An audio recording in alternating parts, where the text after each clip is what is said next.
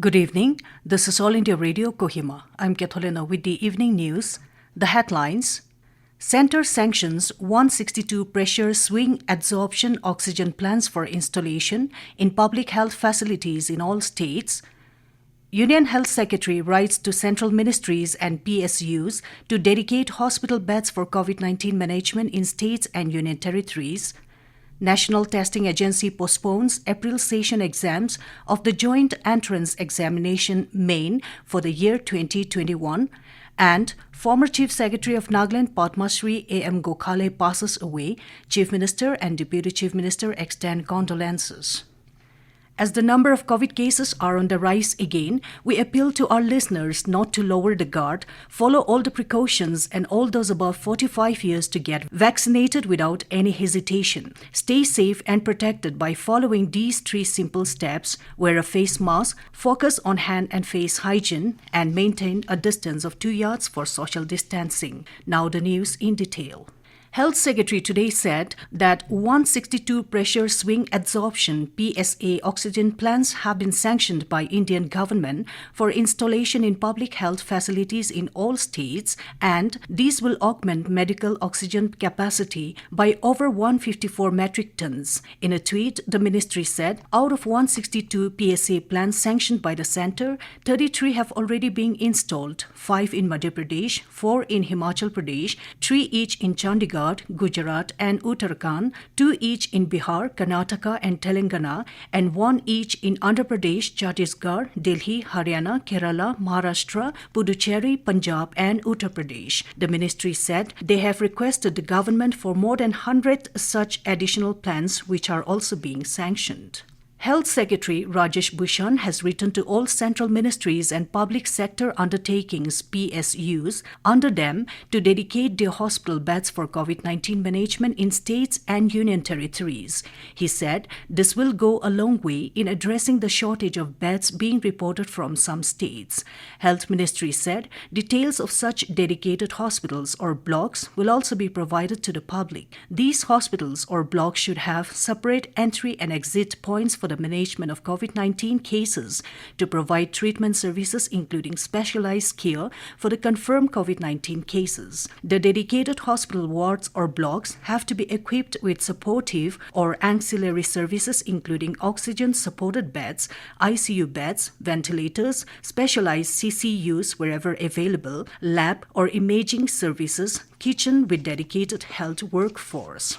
National Testing Agency has postponed the April session exams of the Joint Entrance Examination (JEE) Main for the year 2021. In a media release shared by Union Education Minister Ramesh Pokhriyal Nishank, the National Testing Agency has informed that the decision to postpone the exam has been taken in view of the present situation of COVID-19. The JEE Main April session was scheduled to be held on 27th, 28th and 30th of this month. National Testing Agency has said the revised dates for the examination will be announced later. It added that a prior notice of at least 15 days will be given before the examinations. JEE Main, one of the most sought-after examinations for the engineering aspirants in the country, is scheduled to be conducted in 4 sessions this year.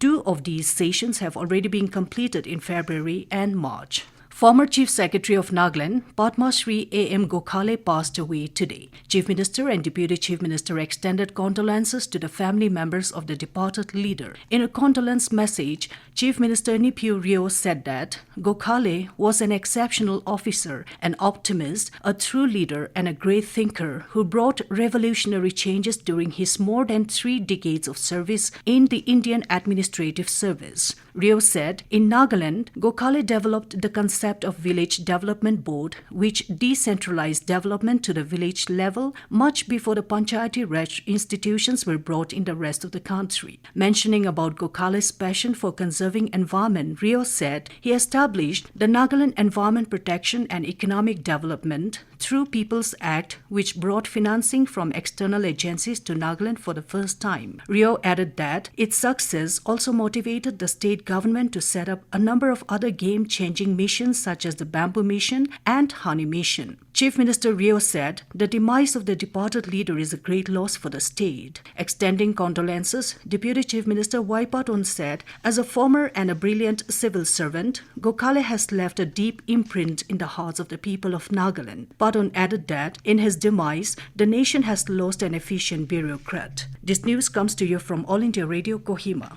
You can also listen to this news bulletin on our YouTube channel, AIR News Kohima.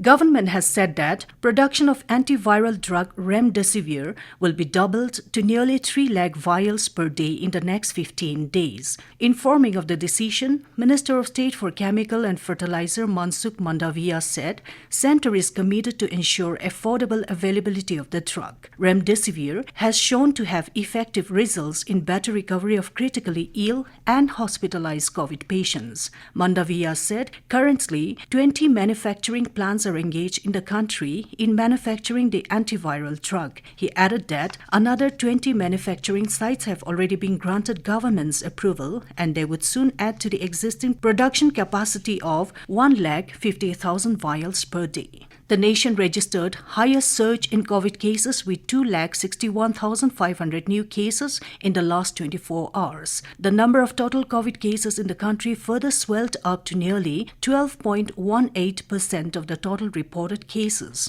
In the last 24 hours, 1,501 COVID-related deaths were reported in the country, taking the cumulative toll to 1,77,150. Meanwhile, India's vaccination drive against COVID-19 crossed another milestone with the administration of over 12 crore 26 lakh doses within 92 days of the world's largest vaccination program. The Health Ministry has informed that in the last 24 hours, more than 26 lakh 84,000 doses of COVID vaccine has been administered in the country. Nagaland reported 19 fresh positive cases of COVID-19 today, which included 14 from Dimapur, 4 in Kohima, and 1 in Longland. Of the cases reported, 11 were from returnees and 8 from traced contacts. With this, the total tally has gone up to 12,555, while total recovered cases stood at 12,110, with a recovery of 8 patients from Kohima. Currently,